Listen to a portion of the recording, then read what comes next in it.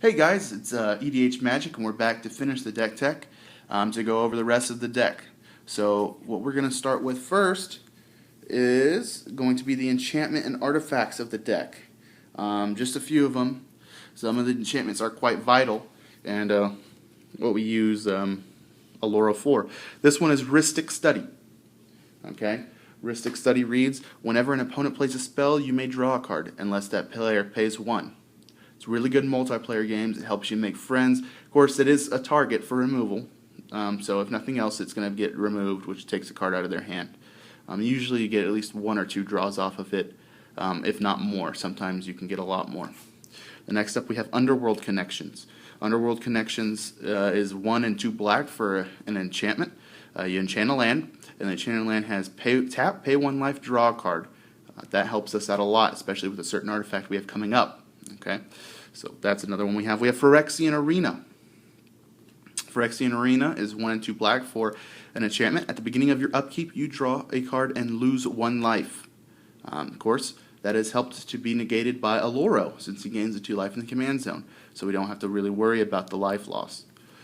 Next, we have Pendulumous. This helps against token strategies, or any strategy trying to go wide.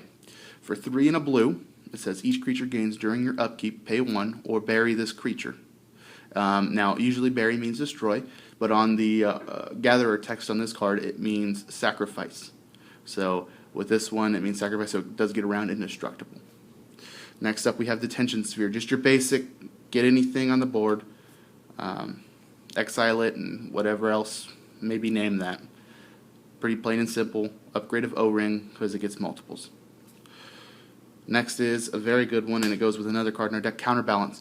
This one's double blue, and whenever an opponent plays a spell, you may reveal the top card of your library. If you do, counter that spell if it has the same converted mana cost as the revealed card.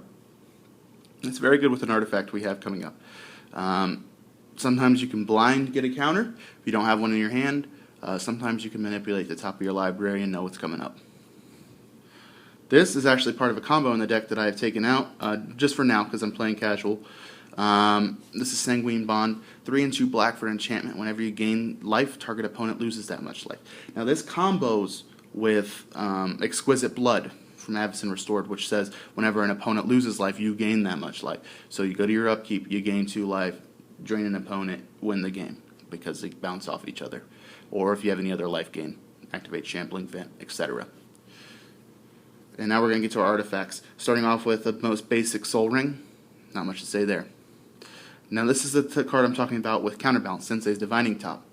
Pay 1 to cast it, and you can pay 1 to look at the top 3 cards of your library, put them back in any order, tap it, draw a card, put it on the top. So you can always counter something if it's CMC1, and you can look at the top of your library, as long as you have mana open, to change and manipulate to what you can counter without using the counters in your hand.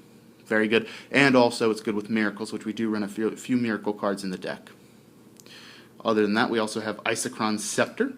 Good, you can imprint a lot of 2 or less instants onto your onto Isochron's Scepter, like Counterspell, Path, Swords, lots of stuff like that. Remand, lots of things. And of course, a big artifact for us is Alhammarret's Archive from Origins, not too old. It's 5 mana for legendary artifact. It says if you were to gain life, you gain twice that much life instead. So now we're not gaining 2, we're gaining 4. If you would draw a card except the first one you draw in each of your draw steps, draw 2 instead. So now we're drawing 2 off Phyrexian Arena while gaining 4 life a turn. So we're getting a net 3 life and drawing 3 cards. 2 off Phyrexian Arena, 1 for turn. So, and that, of course, only stacks. So, whatever else we have out there, that helps as well. Alright, so that is our artifacts and our enchantments. Next up, we're going to look at our planeswalkers and creatures, and that'll be on the next episode.